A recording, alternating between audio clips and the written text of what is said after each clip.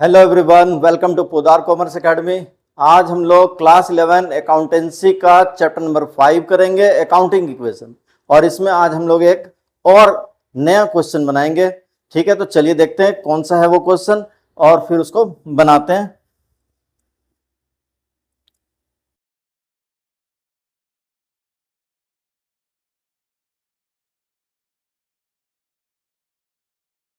ये क्वेश्चन आज हम लोग बनाएंगे। ठीक है, क्वेश्चन नंबर 6 अकाउंटिंग इक्वेशन का ये क्वेश्चन आज हम लोग बनाएंगे। इससे पहले हम लोग 4 लेक्चर्स ऑलरेडी चैनल पर अपलोड कर चुके हैं। आप लोग प्ले लिस्ट में जाकर वो वीडियोस देख सकते हैं।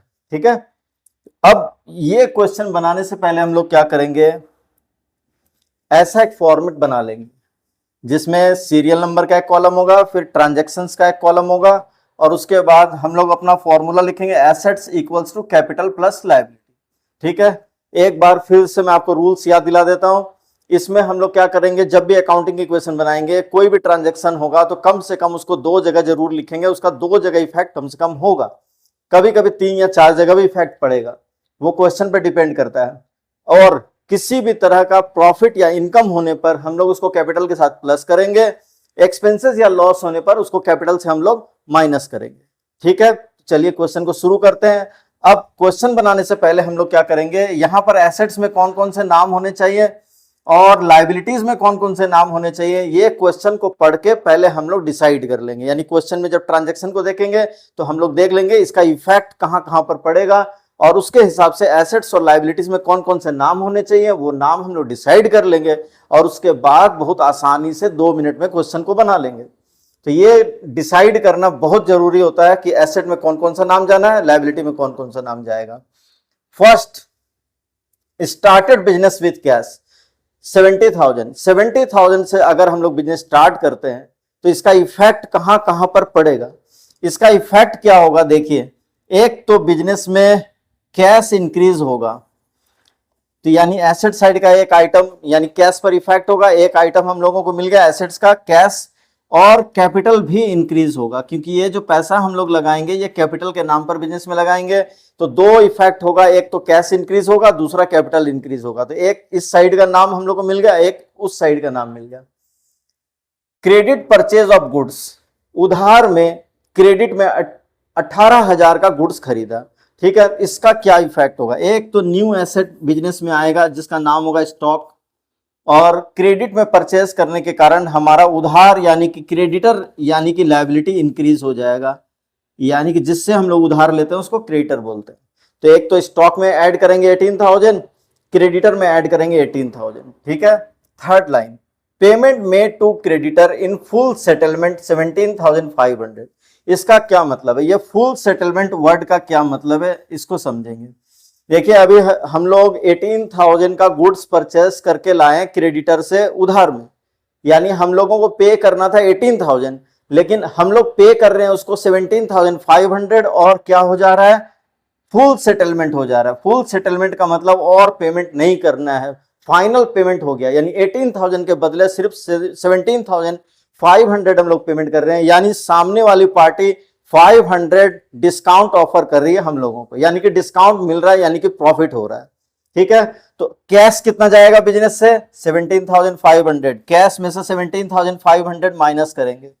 क्रेडिटर का हिसाब पूरा चुकता हो जाएगा 18,000 से, क्रेडिटर से फुल अमाउंट माइनस करेंगे 18,000, क्योंकि फुल सेटलमेंट हो जा रहा है, अब और पेमेंट नहीं करना है, मतलब पूरा हिसाब क्लियर हो चुका है। हम लोग 18,000 पूरा माइनस करेंगे, और 500 का प्रॉफिट हो रहा है, डिस्काउंट मिल रहा है।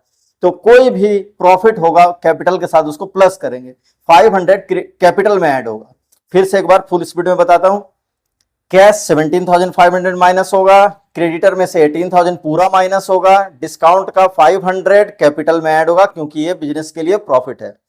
ठीक है, purchase of machinery for cash, machinery खरीद रहे हैं कैश में, इसका क्या इफेक्ट होगा, एक तो बिजनेस से कैश पैसा जाएगा, और एक न्यू एसेट आएगा बिजनेस में मशीनरी, कैश में से माइनस करेंगे, मशीनरी में प्लस करेंगे,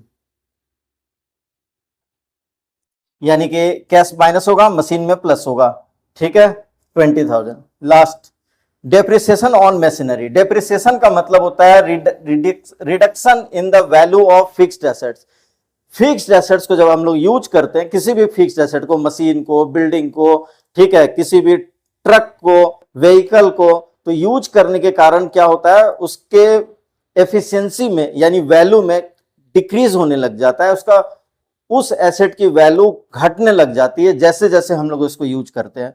तो इस डिक्रीज को हम लोग क्या बोलते हैं, डेप्रिसिएशन बोलते हैं, और ये बिजनेस के लिए लॉस है।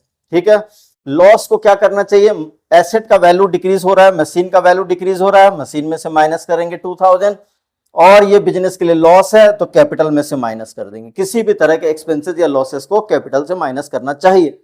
ठीक है, तो एसेट की वैल्यू डिक्रीज हो रही है, एसेट में से माइनस करेंगे, लॉस होने के कारण कैपिटल से भी माइनस करेंगे। ठीक है, पूरा क्वेश्चन हम लोग पढ़ चुके हैं। एसेट साइड में 3 नाम मिले हैं और लायबिलिटी साइड में 2 नाम। ठीक है, तो कैश, स्टॉक, मशीनरी और capital plus creditor, cash, stock, machinery, इसको अब हम लोग यहां पर सजा लेंगे, कैश, स्टॉक प्लस मशीनरी, और इस साइड में कैपिटल प्लस क्रेडिटर। ठीक है, अब हम लोग क्वेश्चन को बनाना स्टार्ट करेंगे। फिर से एक बार क्वेश्चन की तरफ। Started business with cash 70,000, business start किया 70,000 से। स्टार्टेड बिजनेस, ट्रांजैक्शन को बहुत शॉर्ट में लिखेंगे, स्टार्टेड बिजनेस 70,000 कैश में प्लस होगा, स्टॉक अभी है नहीं, जीरो, मशीनरी अभी है नहीं, जीरो, यानी जिसके सामने कोई, जिस पर कोई इफेक्ट नहीं है उसके सामने हम लोग जीरो लिख देंगे। और ये जो कैश आया है बिजनेस में, कैपिटल के लिए आया है, कैपिटल के नाम पर आया है, कैपिटल के सामने लिखेंगे, क्रेडिटर अभी है नहीं, जीरो। ठीक है, अब हम लोग सेकंड ट्रांजैक्शन की तरफ चलेंगे। Second transaction, credit purchase of goods 18,000, उधार में क्रेडिट में गुड्स खरीदा, credit purchase, credit purchase 18,000, credit में उधार में गुड्स खरीदेंगे, कैश के सामने जीरो लिखेंगे क्योंकि पैसा ना आ रहा है ना जा रहा है, कैश के सामने जीरो लिखेंगे। स्टॉक बढ़ जाएगा बिजनेस में, स्टॉक में 18,000 प्लस कर देंगे, मशीनरी में कोई इफेक्ट नहीं होगा, जीरो लिखेंगे। प्रॉफिट लॉस कुछ होता नहीं है गुड्स खरीदने से, कैपिटल के सामने जीरो लिखेंगे। ठीक है, और क्रेडिटर बढ़ जाएगा, क्रेडिटर कितना बढ़ जाएगा, 18,000। ठीक है,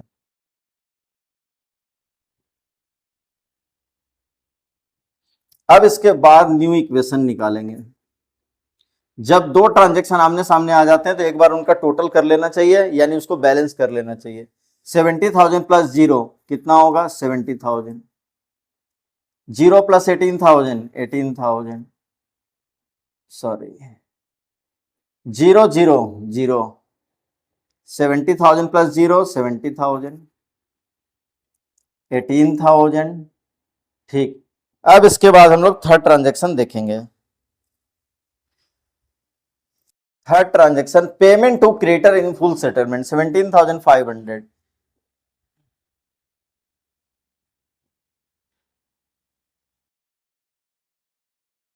पेमेंट टू क्रेडिटर,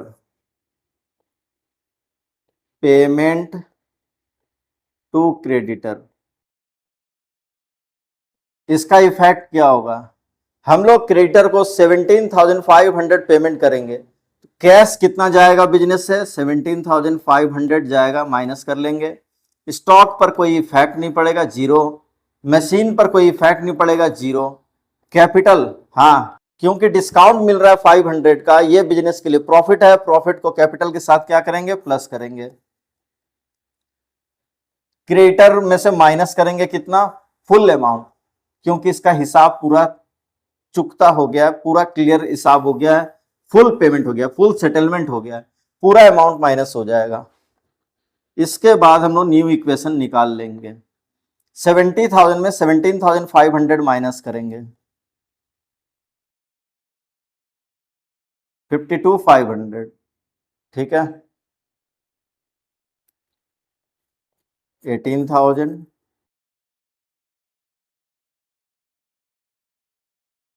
यहाँ पे 0, यहाँ पे 70,500 और यहाँ पर अब 0 हो जाएगा क्योंकि 18,000 में 18,000 माइनस करेंगे तो ये 0 हो जाएगा। ठीक है,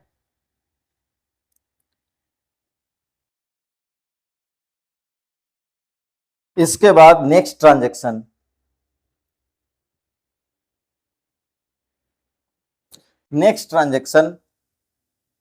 purchase of machinery for cash 20,000, machine खरीद रहे हैं कैश देके, क्या क्या इफेक्ट होगा देखिए। परचेज ऑफ मशीनरी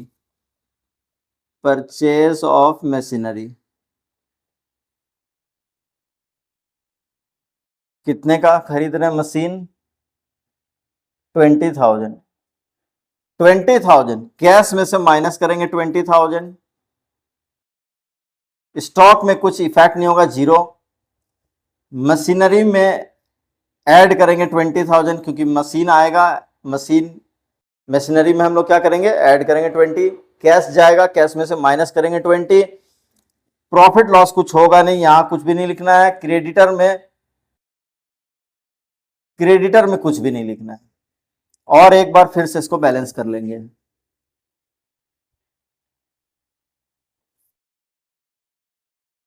इसके बाद न्यू इक्वेशन निकाल लेंगे। 32,500, 18,000 प्लस 20,000, 70,500 और 0। बोथ साइड का टोटल हमेशा चेक करते हुए आप आगे बढ़ेंगे कि दोनों साइड का टोटल इक्वल है या नहीं है। इसका आ रहा है, इसमें 8 तो होगा 40, 50, 7500, ठीक है। Last transaction, depreciation on machinery,